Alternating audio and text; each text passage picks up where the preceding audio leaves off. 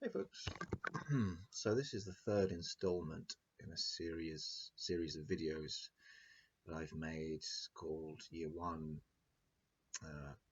Kundalini, 1 year into awakening Kundalini, 2 years into awakening. So this is Kundalini, 3 years into my Kundalini awakening. What's changed? How do I feel? What's going on? Am I losing my shit? Uh, Not really. So far, so good. No dark nights yet. There might be. You know what? I was going to touch wood, but then actually, dark nights are supposedly quite transformative, right? So, um,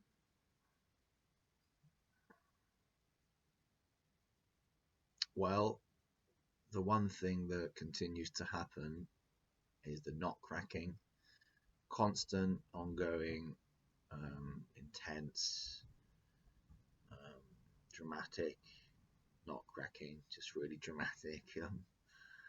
Yoga, spontaneous yoga. Um, the vocalizations that I started doing in year two, um, I think it was in year two anyway, have become much more clear and sound a lot more like language, or light language, some people call it. At the beginning, it was just seemed to be random noises, and now it is coming through as what definitely sounds like language. In fact, it sounds very much like Korean, Japanese, Thai, and I've got an app on my phone that translates languages. So if I start speaking this, and I can do it on cue, I'm going to do it now. Siempre tatawastianama, entara Juanda yestianama, doistianama wastiana. Teboro dostiedomo Juadana, Akiadane, Egine Wakata, destieda. It will just go on and on. And it seems to be like a character speaking that has attitude and everything. It's mad. I don't know what that's about. And when I talk into my phone, I get sentences in English translated from Korean, like I say, or Japanese or Thai. Korean at the moment seems closer, but it's just random stuff. Certain numbers come up a lot. Um, it never makes complete sense, but I did get, like, it's my birthday today. I got a happy birthday a few days ago. It's weird. It's weird, and a lot of it comes out like singing, like childlike songs. Um, I was singing today something, you know, something like that, and then I translated it, and it came out as "The wind is blowing, Lara. The wind is blowing." You know, like some kind of old wives' songs or something. The wind is blowing, Lara. The wind. You know, I'm going around singing stuff in another language. So go figure. Very odd. So that's one new development in this third year.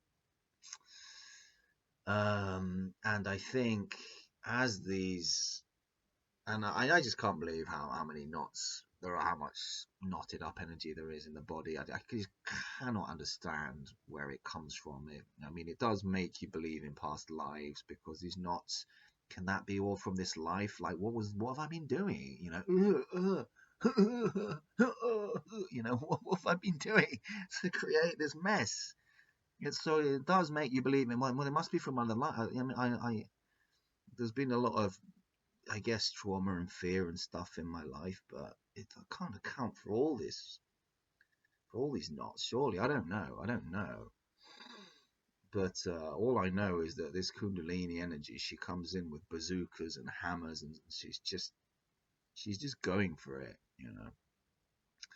And as these channels continue to clear, things like visuals in the third eye become clearer and stay longer on the retina, so to speak, and so it's like your intuition becomes louder as these channels clear. The intuition becomes louder. I can ask, this energy, or I can ask myself, what should I do in this situation? And was before, it was kind of like, I think I'm getting an answer, but I'm not sure. Now it's much more like, do this, or my body might actually just move by itself, you know. So this feeling of being a puppet is becoming more and more. It's like she's getting more and more control of this puppet. Maybe it coincides with the sense of I dissipating more and more, and it feels like something's taking over. I don't know. Or maybe something is taking over. I don't know.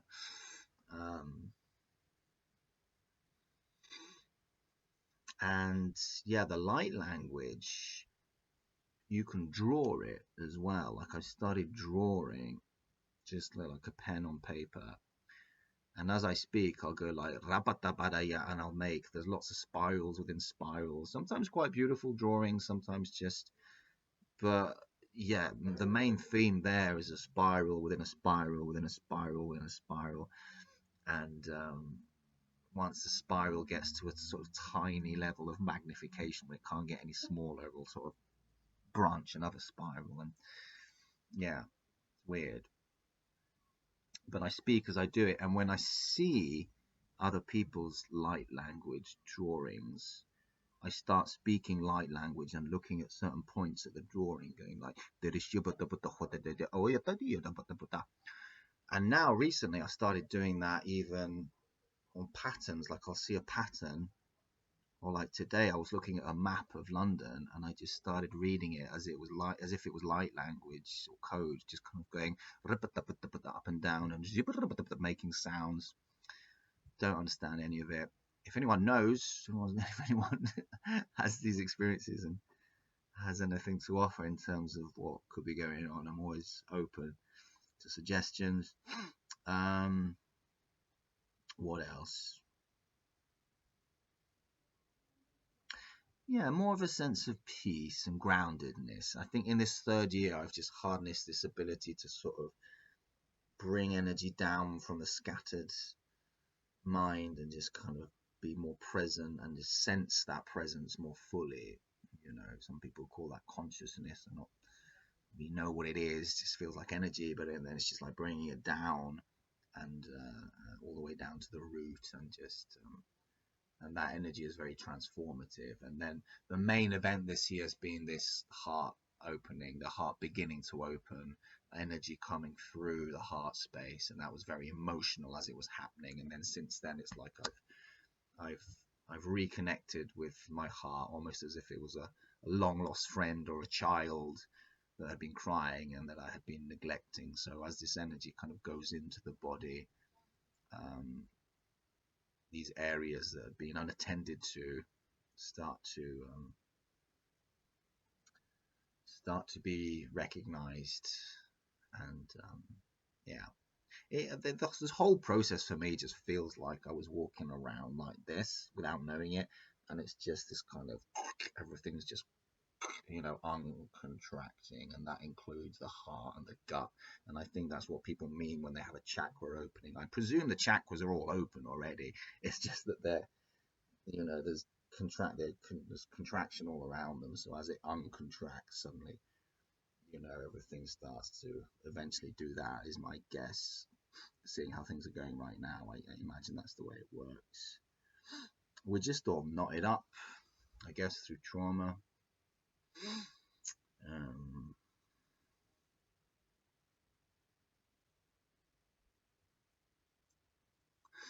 No real revelations in terms of the non-duality and that sort of thing. I've stopped wrestling with that. I was wrestling with that quite a lot.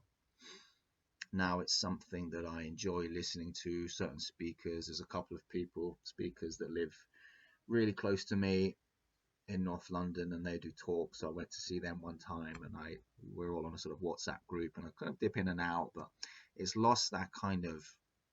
It used to be like I urgently need to figure this out, and now it's more, my relationship with that is just more chill. I guess because it's become clear that I'm not going to understand.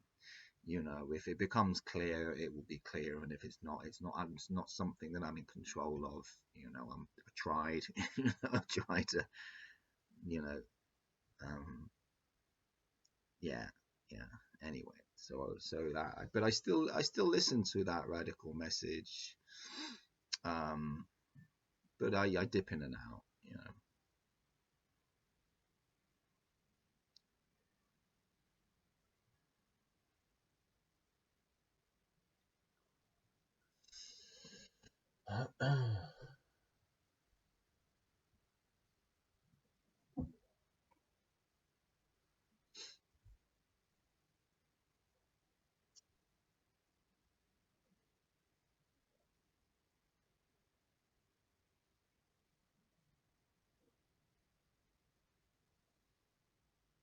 That's it, I think. For me, the heart beginning to open was the main event this year. That was a big deal. It felt like, and now if I feel compassion towards someone, or my hand just automatically goes to my heart. It's like it's come online somehow. I don't know how to describe it. It's come online a little bit, and that's beautiful. It feels like there was a fist, like a tight fist clenching my heart, literally like yeah. And every now and then, some of the fingers just loosen a bit more, just loosen a bit more, and it always feels quite strange but beautiful. And at the moment, this energy, so very much in a very pushy way, just drags me around town. And at the moment, I've been walking up to trees. In fact, I've been connecting with trees a lot this year, and just automatically going up to them, hugging them in public. Um, this energy doesn't seem to care too much about who's around me. Like sometimes I'll just plant my head on a tree, like duh. Um, and I go up to plants and trees, and I just breathe a bit easier for a second. Sometimes I just walk up to some plants or a tree and I go, and then I carry on. Of course, I'm not doing this, it's just happening, is what I mean. And then, or I'll go right up to a tree and I'll look up. And as I look up to the very top, my heart just loosens a little bit, like, oh. And then my head comes back down and she sends me back on her way. And there's lots of looking up at buildings at the moment. I'll just stop and my gaze goes skyward, and I'm just staring at antenna a lot, or cameras, or the tops of trees, tops of building chimneys a lot. Oh yeah, and I keep seeing warning signs and danger signs a lot. Warning, danger. I've been seeing them for a few weeks now, so I don't know what that's about. And you can't always figure out these things, you know. Um, I don't think we're meant to necessarily, if you have an intuition about what these messages are, that's great. But I don't think it's not a big deal. Like I don't know. Like I can't um, make sense of all the things I'm being shown. Sometimes I can. Some of the things are obvious. Some of the archetypes of transformation that I was seeing a lot this summer: butterflies, dragonflies, like transformation, and seeing a lot of crowns, sitting in your sovereignty and your power, seeing a lot of lions, and sometimes it can be as simple as just Google, what the lions represent, what does it represent, and you get some, internet can be quite helpful here. And I was high at one point, and I had this kind of vision where there was a crown in front of me, and I went out to reach for it, and these donkey ears just suddenly, whoop, like in a Disney movie, appeared on my head, and I went, "Why are these donkey ears?" And I went, "Oh, is it because the crown's already on my head?" And it was like, yeah, yeah, yeah. And then suddenly I saw the crown on my head already, and my garments just turned into like a king's garments, all jewels and stuff. So it's so clever, the way it works, the way she gives you these little indications. And that message has been perhaps the main message this year. Like, you're already sitting on the treasure. You are the treasure. You are the gold you're looking for. You're not going to find it elsewhere. But that message just keeps coming back in different iterations again and again, through different symbolic, um, different symbols and visions, and I guess until it's clearer, maybe you won't need to see that stuff anymore. I don't know, but I guess for me it needs to be hammered in a little bit, and my concerns usually revolve around money, but I think and I haven't seen improvement in my bank account, but I've become more relaxed and more trusting that it will be there when I need it, and and that kind of thing. But it's a process, you know. It's a process, and it's been really fun this year. Lots of laughter, lots of joy, lots of peace, enjoying. I realized that, not intentionally, I just realized that I listen to music less and I watch things on my laptop less and I enjoy listening to silence more. Um, but it all comes about naturally. Anyway, that's all she wrote, folks. See you in the next one.